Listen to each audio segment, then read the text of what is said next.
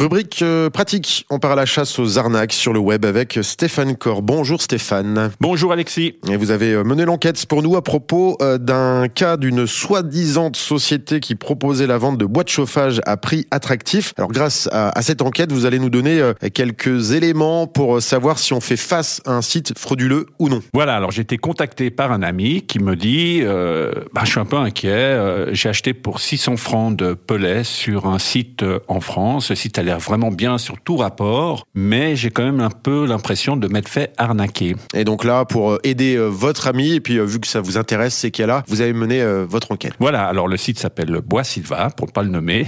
C'est vraiment un site qui a l'air au point, il est en différentes langues, tout est présenté de manière vraiment idéale par rapport à ce qu'on pourrait attendre d'un site de e-commerce. Un site moderne, pas des années 80 ou 90. Et normalement, la première chose qu'on doit faire, c'est aller chercher les mentions légales sur un site. Par exemple, en France, c'est une obligation contractuelle de mettre ces mentions légales sur le site. Alors ce site, il en avait des mentions légales. Simplement, le numéro d'identification de l'entreprise qui était mentionné correspondait bien à une entreprise qui était active dans le domaine de l'exploitation forestière, mais ce n'était pas la bonne adresse ni la bonne entreprise. C'est-à-dire qu'ils ont utilisé le numéro d'une entreprise existante pour faire croire que c'était eux. Et quand on allait sur Google Maps, en effet, on pouvait voir l'entreprise, on pouvait voir que c'était une exploitation forestière, mais ça ne correspondait pas à l'adresse que le site avait mentionnée comme son adresse de l'emplacement de l'entreprise. Et par rapport au nom de l'entreprise elle-même, Bois Silva, il s'agit d'une entreprise, bien sûr, située à une autre adresse, qui a existé, dont on trouve les informations dans ce registre des entreprises en France, mais cette entreprise, en l'occurrence, a été liquidée judiciairement en 2015. Et à l'emplacement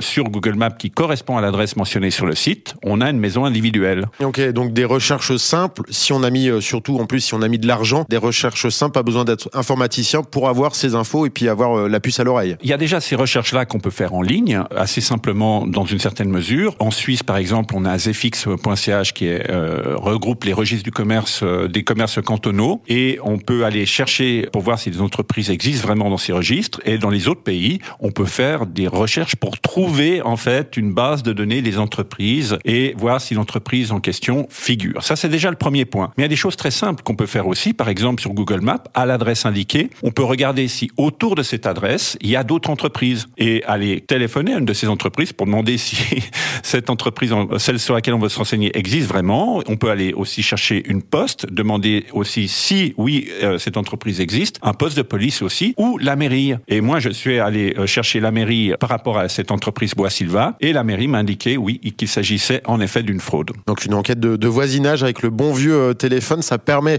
parfois de savoir si on a un site frauduleux face à nous. Ensuite, en quelques mots, les recours, là, les 600 francs, ils sont perdus. Voilà, en l'occurrence, il y a peu de chances de récupérer l'argent, mais aussi, ce sur quoi il faut faire attention, c'est que les victimes m'ont dit, oui, on leur téléphonait, ils répondaient.